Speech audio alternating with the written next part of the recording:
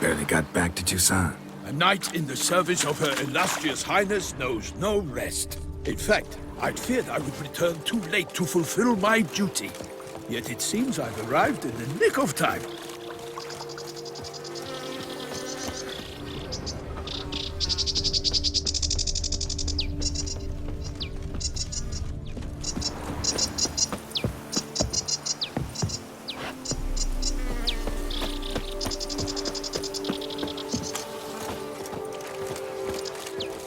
Once you have finished examining the corpse, be sure to report to Anarietta. Anarietta? Her Grace, the Duchess. I forget myself at times. We address each other by our first names in private. Never in Pomrin's presence, however. He finds such familiarity offensive. A watering hole for traders, smugglers, boatmen. But you will find no better crayfish chowder in all Toussaint. Killer from the north. What? With no lads brave enough? Of course we have. But bravery's not enough against the beast. These dark powers. By my troth! Could that be the musty scent of fresh pâté? Naught else, Sir de Peyrac Peyran. I see time has not dulled your senses. We would be honored if you would join us. Your companion as well. But why do I not detect even a whiff of crayfish chowder? No soup today, on account of there being no crayfish.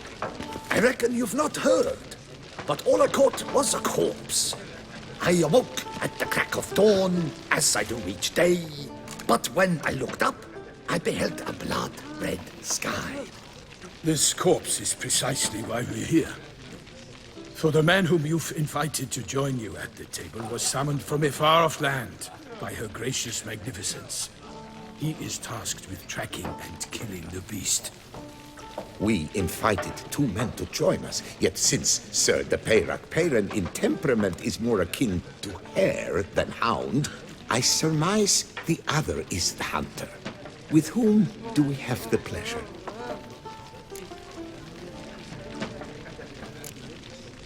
Name's Geralt. A humble introduction.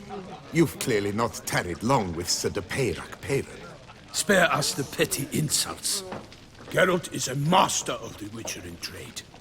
He has questions concerning the beast's last victim. I was the one to find the corpse. The sun had just risen when I awoke, sat straight up in my bed, looked out the window, and beheld a sky red as blood. Ask Geralt, please, or we shall be here till winter.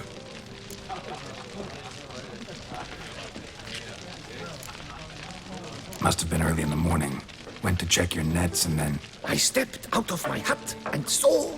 By my troth, to the point, man! You found a body ensnared in your crayfish nets. Did you see anyone nearby? Did you spot? Not a soul around, just me. As for noteworthy... What did you see? But be warned, if I hear the sky was red again... I saw a head bobbing, eyes bulging, the tongue blue and popped out. Next to it, a hand rocking upon the water. Get a good look at the body parts? They gave me such a fright. I bolted to town fast as my legs would take me, then returned with guardsmen who told me to keep out of their way. They had a hard haul. The parts were so tangled up in my nets, they were forced to cut them. Need to examine the body. Know where they took it? They ferried it across, then loaded it on a cart and hauled it to a cellar at Corvo Bianco to keep it cool, see? What? Why, Corvo Bianco is Baron Russell's estate. When he learns they've turned his cellar into a morgue, he'll set his hounds on them.